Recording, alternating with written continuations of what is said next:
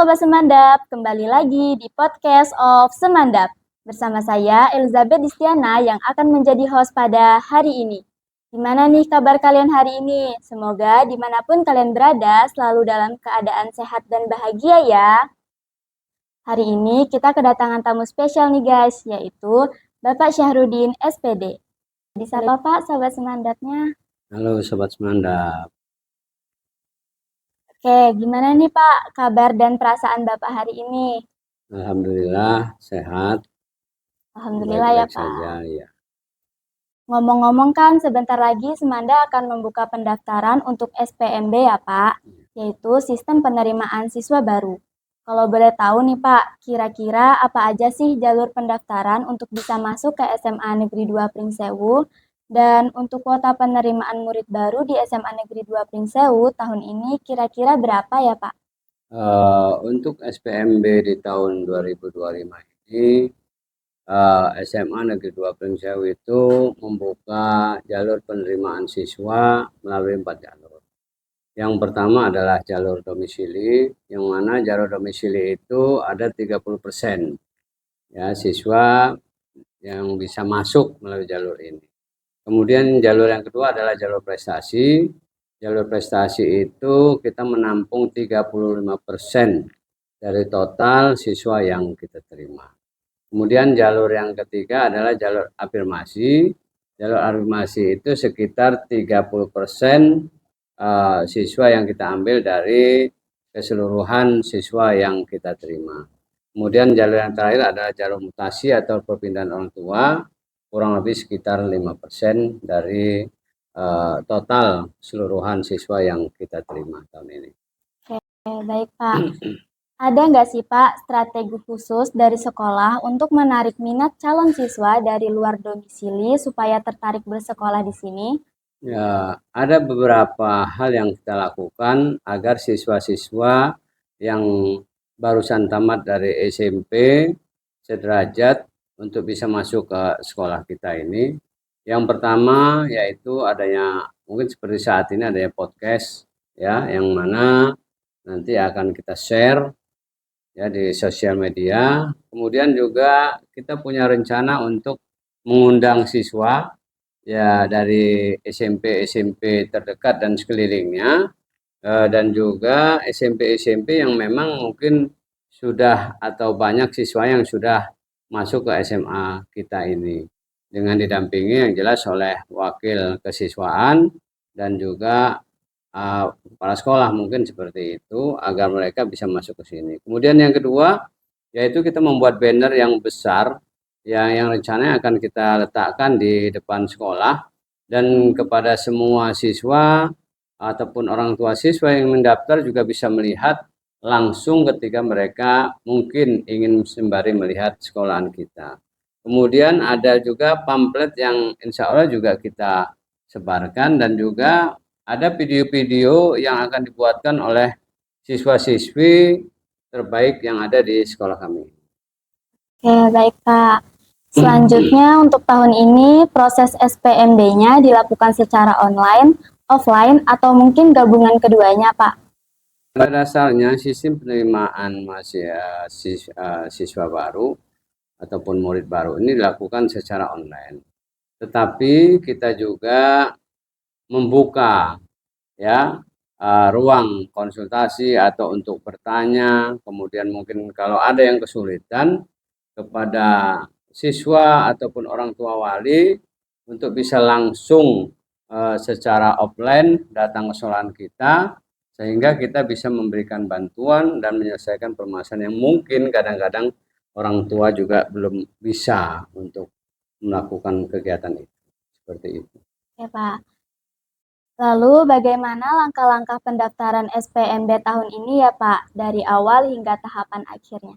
Yang jelas pendaftaran SPMB secara serentak untuk sekolahan yang reguler maupun sekolah unggul juga tetap dibuka di tanggal. Kalau sekolah unggul itu dia dibuka di awal karena dia merekrut sekolah atau kelas unggul untuk beberapa kelas. Nah, kemudian mereka pun sama membuka dengan sekolah kita pendaftaran di tanggal 16 sampai 19 Juni ini. Ya, yang rencananya akan dimulai di pukul 7.30 sampai pukul 15.00 atau jam 3 sore ya. Kemudian setelah melakukan itu juga langsung kita verifikasi dan validasi data-data yang pada hari itu mendaftar, yaitu juga sama tanggalnya tanggal 16 sampai 19 Juni. Kemudian setelah itu baru verifikasi faktual akan dilakukan di tanggal 16 sampai 23 Juni. Kemudian yang terakhir adalah pengumuman, yang mana pengumuman itu akan dilaksanakan di tanggal 25 Juni dan daftar ulangnya tanggal 25 sampai tanggal 26 Juni. Seperti itu. Baik, Pak. Nah, untuk siswa yang daftar lewat jalur domisili, apakah ada proses seleksi tambahan seperti wawancara atau tes khusus, Pak? Kalau untuk siswa yang melalui jalur domisili, tidak ada tes tambahan ya atau wawancara khusus ketika mereka melalui jalur domisili. Ya. Ya, Pak. Dan apakah benar, Pak, jika kuota domisili sudah melewati batas, maka akan diadakan perankingan menggunakan nilai raport? Di tahun ini domisili yang dulunya bernama zonasi itu, kalau dahulu zonasi itu ketika kuotanya ada 100 orang yang mendaftar 150, kita hanya meranking berdasarkan jarak terdekat dengan sekolah ya dari tempat tinggal mereka. Tetapi ada perbedaan memang di domisili yang tahun ini, bahwa ketika kuotanya 100 yang mendaftar itu 150 orang, karena kita boleh dikatakan over kapasitas ya, artinya si pendaftar ini, maka nanti mereka akan kita ranking berdasarkan nilai yang ada di dalam SKL atau ijazah. Itu yang akan dilakukan. Oke, Pak. Untuk siswa, maaf jika dikatakan dari keluarga kurang mampu, menurut Bapak, apakah jalur afirmasi yang ada sekarang sudah cukup berpihak atau masih perlu penyempurnaan? Untuk jalur afirmasi siswa-siswa yang mungkin kurang mampu, itu saya rasa di tahun ini memang sudah memenuhi persyaratan yang baik. Kenapa? Karena memang untuk kuotanya sendiri afirmasi itu 30% dari kuota yang kita punya. Ya, artinya bahwa lumayan besar, dan juga afirmasi ini memang dikhususkan bagi siswa-siswi yang memiliki PKH, kemudian PIP, ya, kemudian kartu yang lain ya, yang mana kartu-kartu itu kita gunakan khusus, memang yang kita rekrut itu siswa-siswa yang ada di dalam zonasi sekolah kita ya. Kalau di SMA 2 ini zonasinya ada di Pringsewu, kemudian Gading, Sukaharjo, dan ada di Pagelaran. Oke, Pak. Kalau kita lihat dari evaluasi SPMB tahun lalu, kira-kira ada nggak, Pak, kesalahan umum yang sering terjadi saat proses pendaftaran? Dan bagaimana tips supaya tahun ini bisa lebih baik?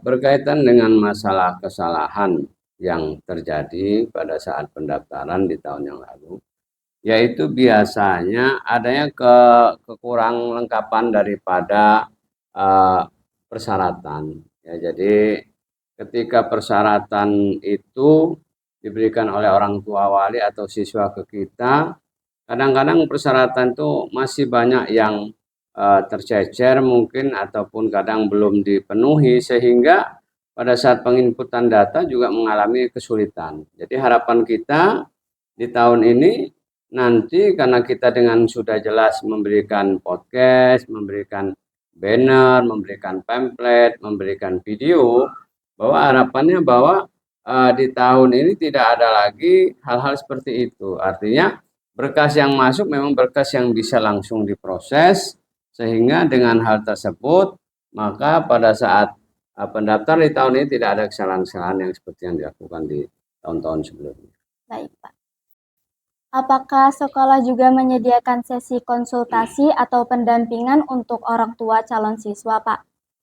Insya Allah di sekolah kita tadi karena kita juga memberikan ataupun membuka uh, offline ya, artinya melakukan proses pendaftaran baik secara online yang bisa dilakukan oleh siswa itu sendiri, kemudian juga ketika ada kesulitan yang diterima atau yang uh, di, dirasa mungkin oleh orang tua wali, kita juga memberikan konsultasi atau pelayanan tepatnya mungkin ya.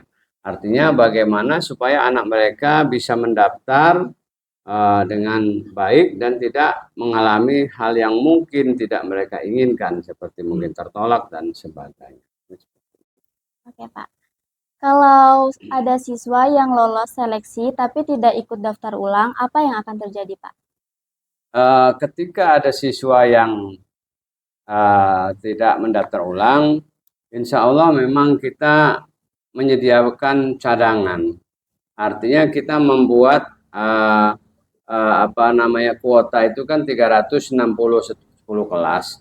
Nah, dari 10 kelas itu nanti kita akan rekrut 5 atau sampai 15% cadangan ya.